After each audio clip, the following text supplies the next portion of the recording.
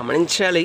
దేవుని యొక్క మాటలు లేదా దేవుని యొక్క ఆజ్ఞలు, దేవుని యొక్క న్యాయ విధులను వినుట వలన, వినకపోవటం వలన మానవుడు బహుమతులు పొందుకుంటాడు.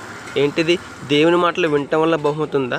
దేవుని మాటలు వినకపోవటం వలన బహుమతి ఉందా? అవునండి, వినుట వలన బహుమతి ఉంది, వినకపోవటం వలన బహుమతి ఉంది. అయితే దేవుని మాటలను వినుట వలన కలిగే బహుమతి ఆశీర్వాదం, దీవెనలు, గొప్ప ఫలింపు, గొప్పగా వర్ధిల్తాం. అది దేవుని మాటలు వినకపోవటం వలన కలిగే బహుమతి ఏంటి? శాపము, నష్టము, బాధ, దుఃఖము. మరి దేవుని మాటలు వినడం వల్ల బహుమతులు కావాలా? దేవుని మాటలు వినకపోవడం వల్ల బహుమతులు కావాలా? ఒకసారి ఆలోచించేద్దాం. మన జీవితాన్ని మార్చుకుందాం, మన జీవితాన్ని సరిచేసుకుందాం.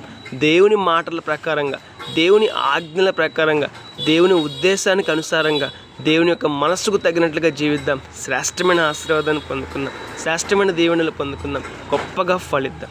మే గాడ్ బ్లెస్ యూ.